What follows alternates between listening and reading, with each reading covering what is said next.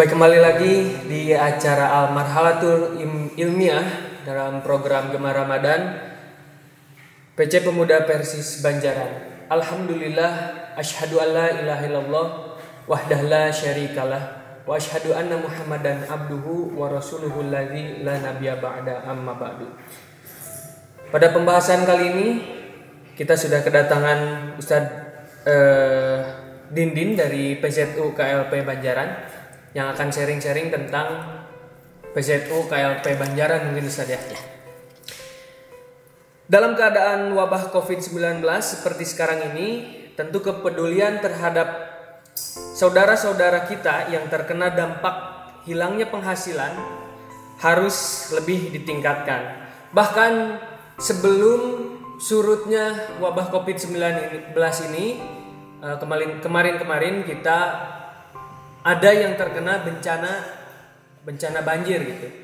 Wabah Covid belum surut, air pun belum surut gitu Ustaz ya.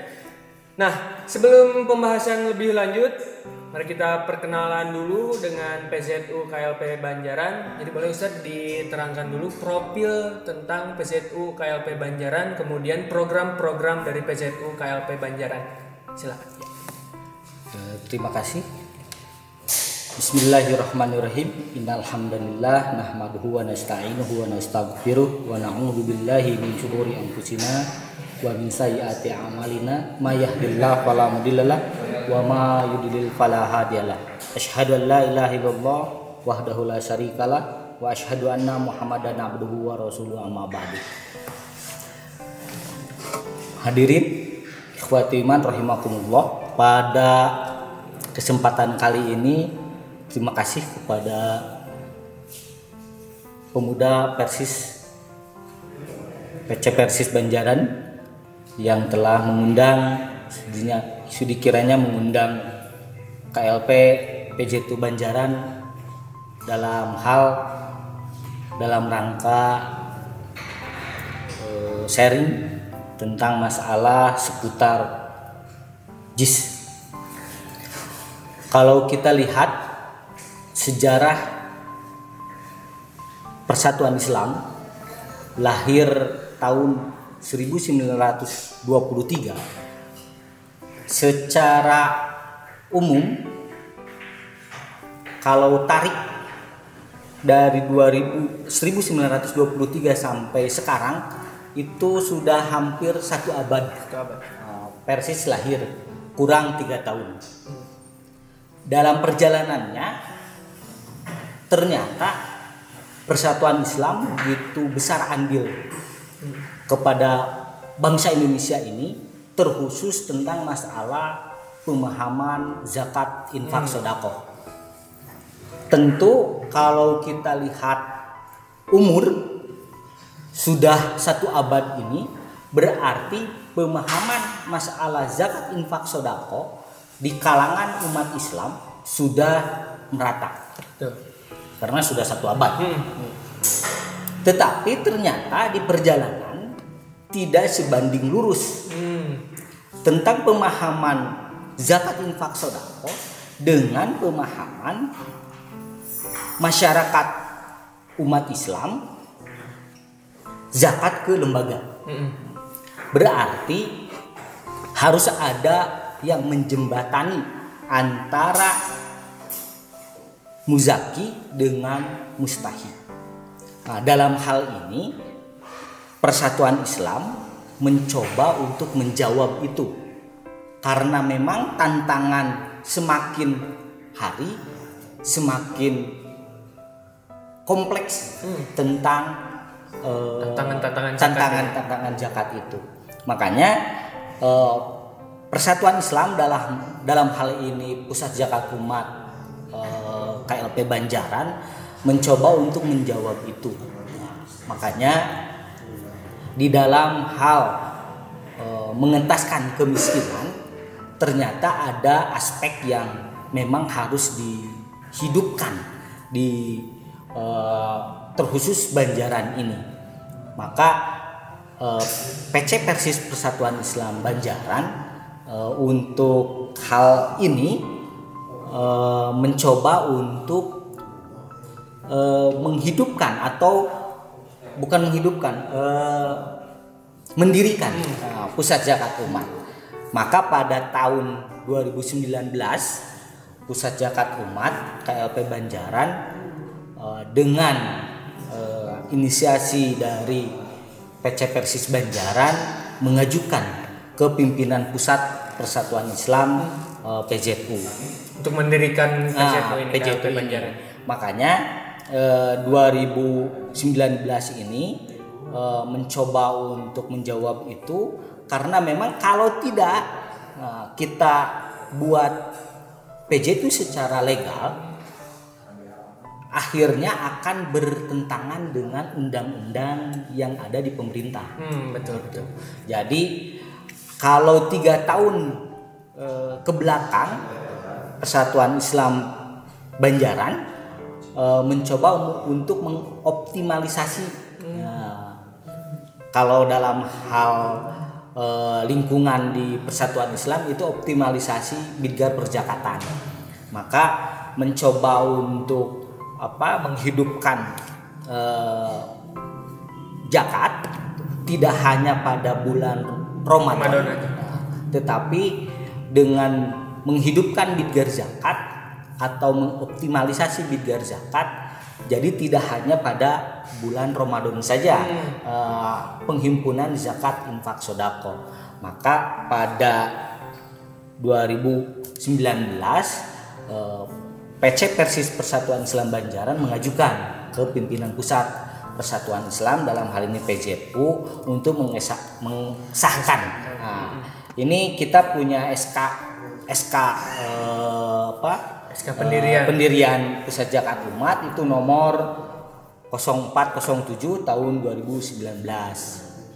Maka waktu itu barulah kita mencoba untuk lebih besar lagi publikasi tentang masalah zakat infak sodako, dalam hal ini pusat zakat umat. Nah, kemudian kita mencoba untuk mendiskusikan masalah PZU ini. Maka muncul pada waktu itu rumusan-rumusan, dalam hal ini visi misi PZU. Visi misi PZU KLP Banjaran yaitu menjadikan lembaga yang amanah, profesional dan transparan. Sedangkan misinya yaitu membangun kesadaran umat untuk membayar JIS melalui lembaga. Kemudian mengoptimalkan potensi JIS di lingkungan umat Islam yang berorientasi pada pengembangan produktivitas pendidikan, dakwah, sosial, ekonomi dan kesehatan. Yang selanjutnya menumbuh kembangkan dan mendayagunakan potensi JIS melalui program-program yang inovatif dan kreatif. Nah, dari program-program ini, dari mulai visi dan misi, ternyata kalau kita tidak mengacu kepada lembaga yang amanah, profesional dan transparan, tentu sudah dahulu dilakukan oleh orang tua kita dulu, karena PZU lahir baru dari 2001. Nah, SK pusat itu 2001. Nah, berarti di Banjaran 2019 itu berarti masih muda gitu ya keberadaan KLP Banjaran itu. Nah, kalau semangat untuk berzakat infak sodakohnya sudah tumbuh girohnya, tetapi semangat untuk zakat ke lembaga itu yang perlu dibangkitkan kembali. Ya, tentu di sini peran yang paling penting adalah juru dakwah, yaitu para dai, untuk menyampaikan pentingnya zakat lewat lembaga. Karena memang waktu itu juga zaman Rasulullah, sejarah Rasulullah bangkitnya umat Islam, salah satunya faktor yang paling dominan adalah menumbuh kembangkan JIS, dalam hal ini Baitul Mal. Oh, betul. Itu ya. Nah, jadi zakat infak sodako di sana dikumpulkan, kemudian untuk mengantisipasi kemiskinan ya dari situ.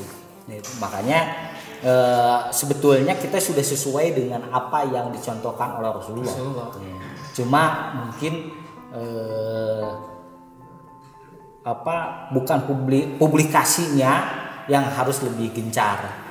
Dalam hal ini kita juga tidak bisa sendiri, gitu ya, membutuhkan elemen yang lain, para dai, gitu ya, para asatid untuk menjelaskan manfaat serta perlunya zakat ke lembaga. Kalau kita zakat ke pribadi, tentu kalau kita lihat banyak sisi kurang kemanfaatannya. Gitu ya.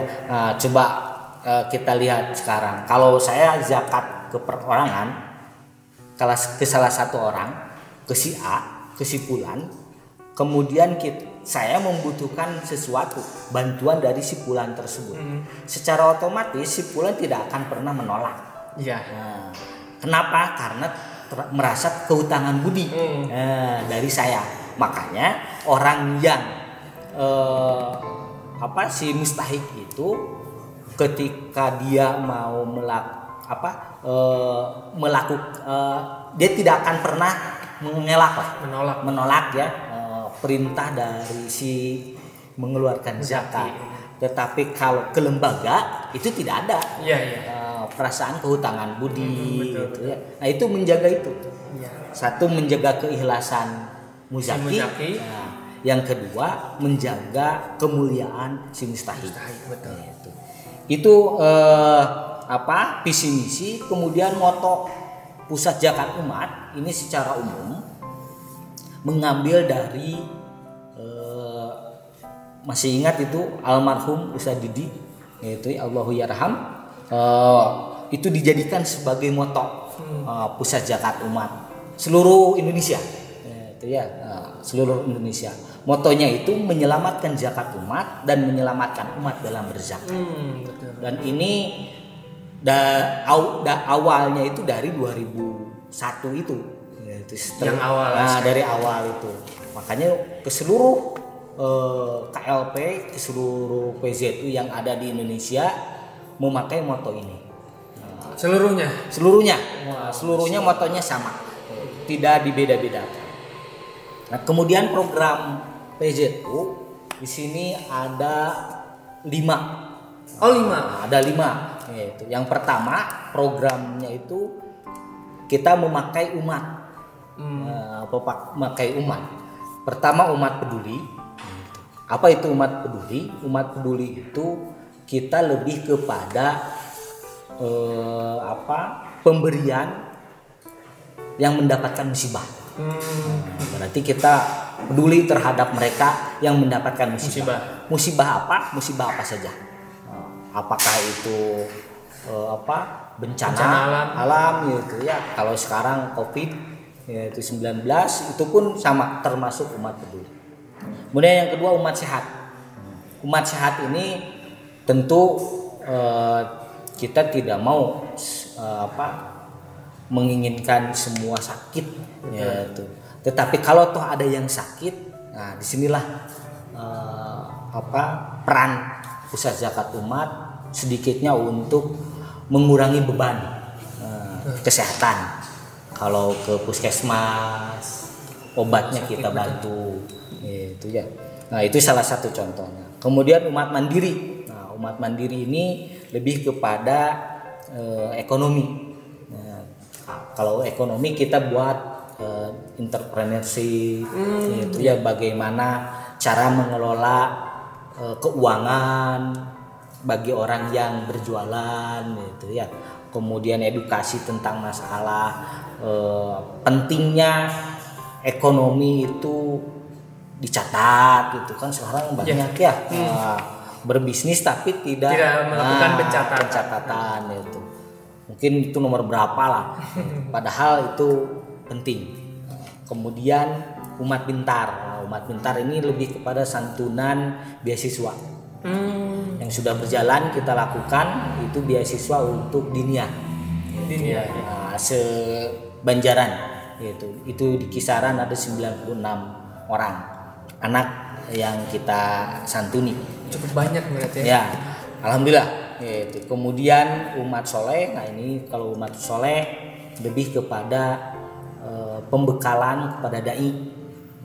Kebetulan kemarin kita memberikan pembekalan dai muda di PD Persis itu ya, dengan mengikuti acara apa itu yang di PD itu, pembahasan masalah fikih kalau nggak salah ya. Itu 2 bulan ke belakang kalau nggak salah. Ternyata program-program PJTU ini beragam ya. Saya kira hanya seputar zakat saja. Oh gitu. ya. Ternyata sangat beragam. Kemudian yang sangat menarik juga tadi terkait slogan yang PZU ini adalah menyelamatkan zakat umat dan menyelamatkan umat dalam berzakat gitu ya. Dan tadi juga sempat dibahas terkait menjaga keikhlasan muzaki, kemudian menjaga kehormatan mustahik ya. Nah, lantas apakah umat sekarang ini pemahaman terkait berzakat, kemudian kaifiat dalam berzakat, infak dan sedekah, apakah sudah sesuai dengan tuntunan Rasulullah SAW? Kalau melihat sejarah tadi, Persis lahir 23, 1 abad sudah kita berdiri kurang 3 tahun. Tentu pemahaman masalah zakat, infak, sedekah sudah melekat lama di kalangan umat Islam, terkhusus Persatuan Islam.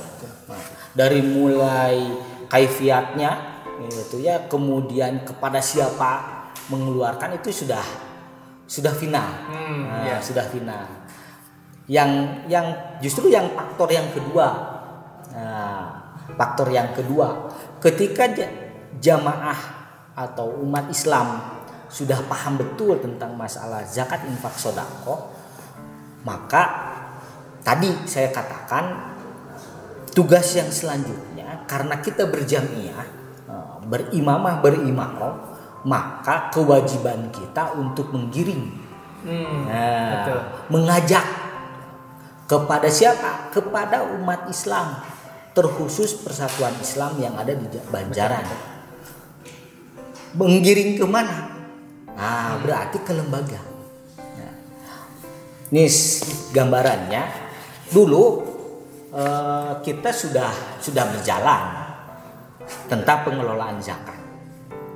Tetapi pengelolaan zakatnya baru tradisional. Tradisional itu bermakna kita titipkan ke masjid, kita amanahkan ke masjid, atau kita titipkan ke ustadz, ajengan, kiai, atau kita titipkan ke pesantren, atau kita titipkan kepada tokoh yang ada di wilayah tersebut. Tanpa ada unsur transparansi. Cuma bukan berarti tidak percaya. Betul. Kita berikan saja dan kita sepenuhnya mempercayai kepada yang bersangkutan. Nah, di sini karena ada undang-undang pemerintah ya nomor 23 tahun 2011 tentang masalah pengelolaan zakat, harus lewat lembaga, maka setiap lembaga zakat siapapun itu harus mempunyai SK. Jadi tidak sembarangan sekarang legalitasnya. Makanya Persis mencoba menjawab itu, menjawab undang-undang pemerintah itu. Biar kita juga tidak disebutkan lembaga yang ilegal. Kalau ilegal nanti akan masalah itu. Bisa kena pidana justru itu. Betul. Ada pidananya gitu. Makanya ketika dari tradisional, Persis mencoba untuk transformasi itu menjadi lembaga yang transparan. menjadi lembaga yang amanah, profesional. Nah, bentuk profesionalnya justru di sini banyak kendala-kendala. Salah satunya itu SDM. Itu ya. Ternyata tidak semua lembaga zakat atau persatuan Islam di daerah memampuni untuk mengelola dana zakat ini, infak sodakoh ini gitu. Jadi harus dikuatkan dulu itu SDM-nya. Betul. Ternyata kalau melihat sejarah, saya balik nih ke belakang. Dulu saya pernah di pusat zakat umat di pusat selama dari 2002 sekarang sudah berhenti 2 tahun. Berarti ke 16 tahunan. 16 tahun saya ikut membantu pusat dalam pengelolaan dana zakat, infak sodako. Ternyata kunci permasalahannya setelah mereka butuh untuk pengelolaan zakat SDM. Selalu di sana ya. Kita tidak, justru Persis belum sepenuhnya memperhatikan betul. masalah itu, masalah SDM itu. Jadi akhirnya serabutan. Pokoknya yang mau membantu, ayo gabung gitu. Tapi sebelumnya pernah mengadakan dulu pelatihan nggak? Oh iya, kalau itu sudah pasti gitu ya. Nah, kalau di PJTU KLP Banjaran justru kita rangkul semua otonom. Semua otonom, dari Persisnya, dari pemudanya, dari Persistri, dari pemudi kita rangkul. Itu dulu 3 tahun ke belakang ya, itu ada 25 orang yang ikut itu membantu. Tetapi karena hukum alam, saya berguguran yang akhirnya cuma bertahan waktu itu selama 3 tahun, bertahan cuma 6 orang dari 23 orang. 23 orang itu 6 orang, berarti memang masih dipandang sebelah mata. Betul. Keberadaan amil itu. Padahal kalau kita lihat kan di dalam surat At-Taubah juga sudah jelas, yaitu bahwa kita mandat SK yang paling tingginya itu dari Allah. Benar. Itu ya, dengan kalimat khudz min amwalihim shadaqatun itu mandat dari Allah kepada amil. Itu. Tetapi ternyata masyarakat Islam memandang sebelah mata. Jadi bukan pekerjaan. Itu ya, mengurus zakat itu bukan pekerjaan, tetapi hanya sebatas ya seperti kita ikut relawan. Seperti kita ikut di lembaga ormas. Justru kita berbeda. Kita bukan ormas. Kita bukan ormas. PZ itu bukan ormas, tetapi lembaga keuangan, sama dengan perbankan. Berarti kalau sama dengan perbankan, karena memang tiap hari mengelola uang, berarti unsur transparansinya harus kuat. Itu ya, makanya keuangannya harus ada, bagian akuntingnya harus ada. Kalau mungkin pendayagunaan dengan penghimpunan otodidak pun bisa. Nah, tapi kalau keuangan nggak bisa. Nah itu betul. Ada sekolahnya. Ada sekolahnya. Makanya balik lagi ke yang tadi. Jadi supaya semangat untuk berzakat infak sodako ke lembaganya itu yang harus diedukasi lah. Betul. Nah, edukasi. Kalau semangat untuk berzakatnya ya sudah kuat. Terus Banjaran. Tetapi semangat untuk berzakat infak sodako ke lembaga itu yang diedukasi lagi, karena tidak mudah. Betul. Ya tidak mudah karena kalau kita lihat lebih dulu memahami zakat infak sodako mengeluarkan ke usaha, bukan ke lembaga, itu daripada ke lembaga. Itu sudah dahulu itu. Iya. Nah, makanya mungkin ini anak muda perlu memberikan edukasi gitu bahwa zakat infak sedekah itu ke lembaga. Nah betul, ini juga menjadi peran penting bagi kita juga, khususnya di bidang media sosial, kemudian di bidang pendidikan, ini untuk mengedukasi masyarakat terkait zakat ini gitu ya. Dan semuanya juga harus bersinergi mungkin untuk mengembangkan zakat ini gitu. Kemudian Ustadz ada pertanyaan yang selanjutnya, yaitu berbicara mengenai Banjaran ini dalam wabah Covid ini, seberapa besar gitu wabah Covid-19 terhadap kepedulian ikhwatu iman untuk berzakat dan berinfak. Kalau sebelum Indonesia mempublikasikan bahwa kita kena COVID, itu waktu Depok ya. Betul. Yang 2 orang itu 0102 itu kan belum booming. Betul. Belum rame lah ya masalah itu. Kemudian pemerintah menyampaikan itu, yang akhirnya kan menjadi rame. Nah, ketika PZU di Banjaran mendengar informasi semacam itu, berarti kami menyampaikan kepada seluruh taskil bahwa kita harus peduli kepada korban COVID ini. Oleh karenanya kita mencoba untuk mempublikasikan bahwa dana zakat infak sodako sebahagiannya kita alihkan, karena memang dampaknya luar biasa. Kita alihkan ke yang terdampak COVID. Ternyata antusias masyarakat Islam di Banjaran begitu tinggi. Kemarin kita terhimpun kurang lebih 30 juta untuk COVID ini. Kita sebarkan bantuannya ke beberapa kelompok lah. Ada kelompok fakir miskin, kemudian ada sabilillah gitu ya. Kemudian ada ke asatid. Itu lebih ke sabilillah. Ya.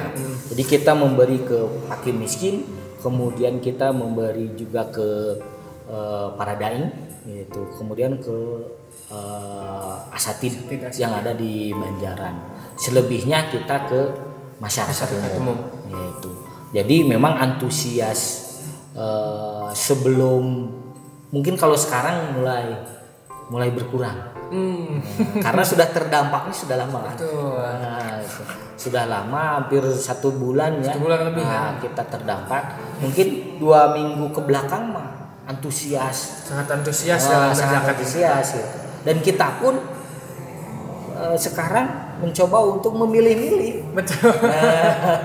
Jangan-jangan kalau kita memohon bantuan ke si A, waduh, takut terdampak. Betul. Yang akhirnya kemarin kita mengoptimalkan yang kemarin saja 2 minggu ke belakang. Itu ya kita optimalkan. Kalau sekarang kita ya untuk Ramadan saja. Itu untuk Ramadan. Kita publikasikan tentang bulan Ramadan ini dan pentingnya kita saling membantu sesama muslim. Ya. Kemudian kita ketahui juga nih, kondisi saat ini menyebabkan banyak masyarakat membutuhkan bantuan. Kemudian ditambah lagi dengan bencana alam yang beberapa saat dialami, khususnya di wilayah Kabupaten Bandung atau di Banjaran pun ada yang terdampak bencana alam ini. Nah, seberapa besar pendayagunaan zakat dan infak ini mampu membantu mereka? Kalau kita lihat bahwa PZ itu lahir 2019, belum lama, baru 4 bulan berjalan, 4 bulan 5 bulan berjalan kita himpun dana zakat infak sodako. Memang ada kekhususan, ya, ada kekhususan di bulan ini, di bulan ini. Mungkin lebih tepatnya bulan Maret ya, bulan Maret kemarin. Nah, kita menyampaikan kepada pengurus itu untuk sementara ini zakat infak sedekah kita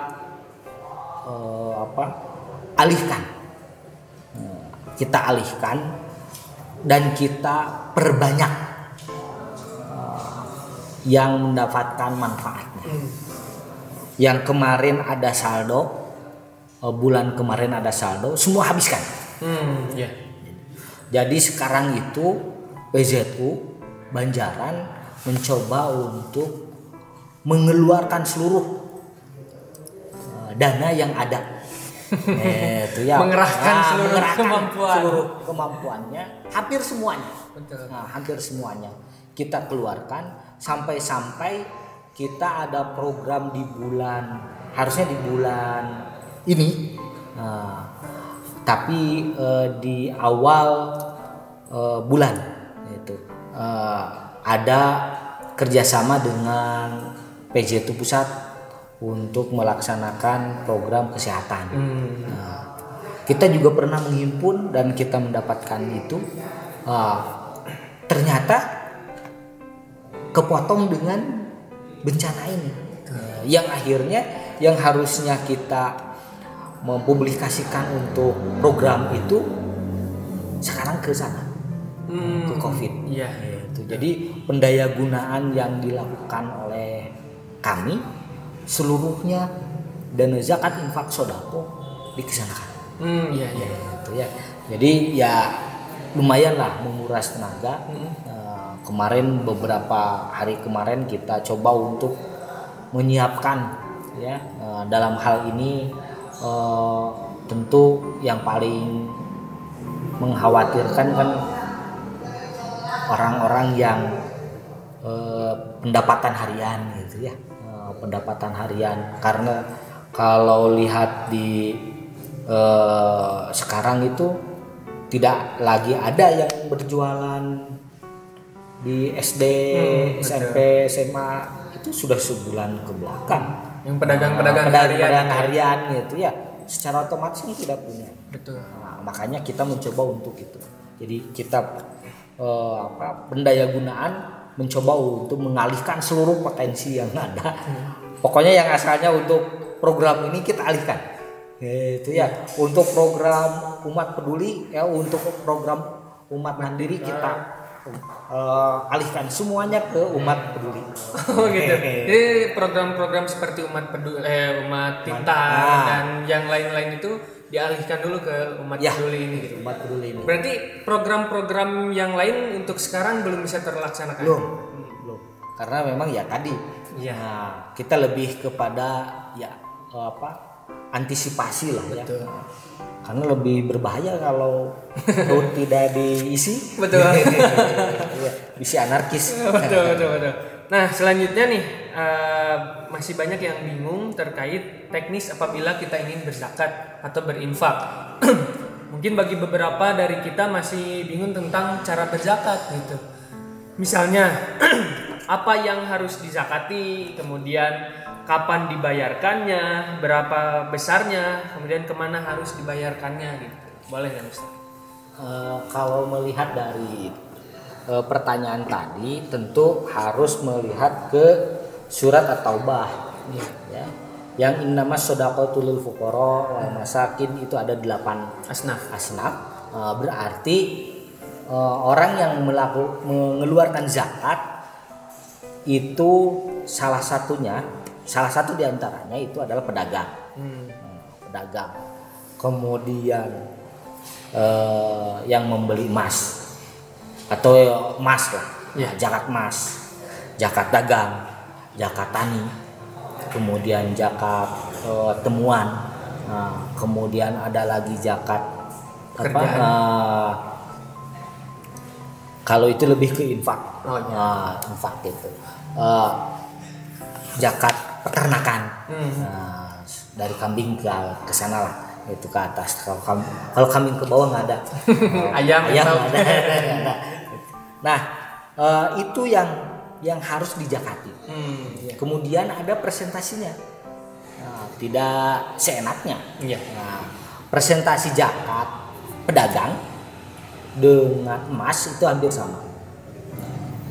Zakat dagang itu 2,5%. Nah, itu dari mana? Dari modal.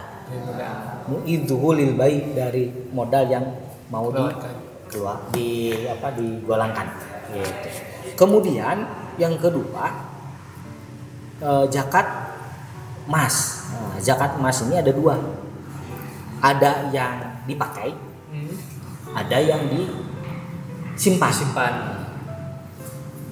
Mas sudah nikah belum? Belum. Belum. Untung nih belum. Itu ya. Nah, saya kasih tahu nih. Kalau nanti mau menikah, pasti kan membeli mas kawin gitu ya. Nah, ketika mau membeli mas kawin, sebelum dipakaikan oleh calon istri kita, itu harus dikeluarkan dulu zakatnya. 2,5%. Itu ya. Tetapi setelah menikah kemudian kita ada rezeki, berikan ke emas, simpan, menjadi investasi. Kalau itu zakatnya tiap tahun. Iya. Kalau tadi mah satu kali seumur hidup lah, kalau tidak dijual lagi. Tapi kalau simpanan itu berbeda. Beda zakatnya. Zakatnya itu 1 tahun 1 kali. Berapa gram nisabnya? Hawalnya 1 tahun, nisabnya berapa? Kalau Persatuan Islam itu 90 gram. 90 gram emas. Kalau sudah emas yang kita simpan itu 90 gram, maka keluarkan zakatnya 2,5%. Iya. Dari 90 gram. 90 gram itu. Kemudian ada lagi yang lain seperti pertanian yang diairi dengan yang tidak diairi, air hujan itu berapa persen itu. Cebor mandiri. Ya. Kemudian peternakan gitu. Nah, kalau itu kita lakukan dengan benar, lantas tadi kemana kita harus mengeluarkannya? Nah, di dalam tadi surat At-Taubah tadi ada kalimat amilin. Nah, amilin di sini siapa? Orang yang ditunjuk oleh siapa? Kalau di Indonesia oleh pemerintah. Iya. Nah, makanya ada dua yang berhak untuk mengeluarkan dana zakat. Satu baz, itu mah di bawah pemerintah. Iya. Yang satu lagi laj. Laj itu di bawah ormas. Iya. Atau kemasyarakatan. Nah, baz ini tentu tidak semua daerah mempunyai baz. Tadi balik lagi ke SDM-nya. Betul. Nah, tapi kalau pemerintah mungkin sekarang sudah mulai ada semua kabupaten, daerah-daerah ada. Gitu. Tetapi ormas tidak. Kalau ormas tidak sama dengan baz. Ruang lingkupnya lebih besar. Makanya ormas Persatuan Islam mencoba untuk membuat lumbung-lumbung atau panjang tanganan dari pusat. Nah, makanya dibuat KLP. Nah, KLP pun tidak semua pimpinan cabang bisa mendirikan atau mau mendirikan PZU. Kenapa? Karena tadi SDM-nya. Jadi memang agak berat itu ya di SDM. Yang akhirnya ketika kita mendapatkan mandat untuk mengelola dana zakat infak sodako, kita ada giroh tersendiri. Kalau kemarin 3 tahun kemarin sebelum ada SK kita nggak berani muncul ke permukaan, takut. Kita cuma menawarkan zakat infak sodako ke kalangan kita sendiri. Tetapi setelah kita mendapatkan SK kita berani. Kita juga berani menyatakan bahwa si A nggak boleh menerima dana zakat. Kenapa? Dapat SK nggak? Itu ya dalam hal ini dari pemerintah. Jadi zakat infak sodako ternyata mempunyai peran penting untuk mensejahterakan umat. Tadi untuk siapa setelah oleh amil dikelola pendaya gunaan, maka kita akan mencoba untuk merealisasikan ke 7 asnaf. Fakir, miskin, amil, sabilillah, ibnu sabil, gorimin. Kemudian ibnu sabil sudah, sabilillah sudah, kemudian gorimin sudah ya. Fakir, miskin, amilin, kemudian gorimin, mu'alaf, ibnu sabil, sabilillah, gorimin, rikob. Rikob apa rikob? Atau nggak rikob? Lilit tutan. Nah, yang 8 asnaf ini tugas siapa? Tentu tugas amil. Bukan tugas DKM, bukan tugas asatid, bukan tugas ajengan kiai, bukan. Nah, tetapi tugas amil yang ditunjuk oleh siapa? Oleh pemerintah. Kebetulan PZ itu sudah ditunjuk, makanya berkewajiban untuk memberikan edukasi kepada masyarakat. Ini kesini nih, itu wadahnya ada nih, persis ada wadahnya. Itu jadi tidak lagi kita ada alasan untuk berzakat keluar. Kalau ke pribadi mungkin nanti tadi akan timbul kehutang budi. Betul. Tapi kalau ke lembaga itu tidak ada. Kemudian juga apakah di PZU KLP Banjaran ini punya suatu mungkin channel YouTube terkait pembelajaran atau pemberian edukasi kepada masyarakat atau apa memiliki itu? Di kita ada medsos ya, yang dibuat oleh PZU itu ya, salah satunya ada di Facebook, kemudian ada di IG, Instagram, kemudian ada di WhatsApp gitu. Dan itu disebar ke seluruh masyarakat di grup-grup gitu. Nah, ketika ada yang mau zakat, tentu kalau kondisi seperti ini bisa lewat transfer, gitu ya, transfer ke bank. Kita baru ada 2 itu di Amanah Robaniyah, kemudian di Bank BNI Syariah. BNI Syariah gitu. Nanti bisa lihat tuh di Facebook gitu ya, di Instagram gitu ya, tentang PZU KLP Banjaran gitu. Jadi bisa lebih fokus, bisa lihat kegiatannya apa saja itu di sana. Baik, oke. Terima kasih Ustadz atas sharing ilmunya terkait zakat ini atau terkait PZU ini. Kemudian apakah ada closing ceremony dari Ustadz sebagai penambah giroh kita untuk tetap melakukan zakat infak sodako? Baik, pada dasarnya lembaga zakat itu mengelola 2 hal. Satu, pendaya gunaan, yang kedua penghimpunan.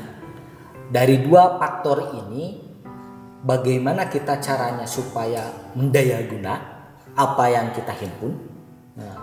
Tentu pendaya gunaan ini tidak bisa berjalan kalau tidak ada penghimpunan, fundraising. Oleh karenanya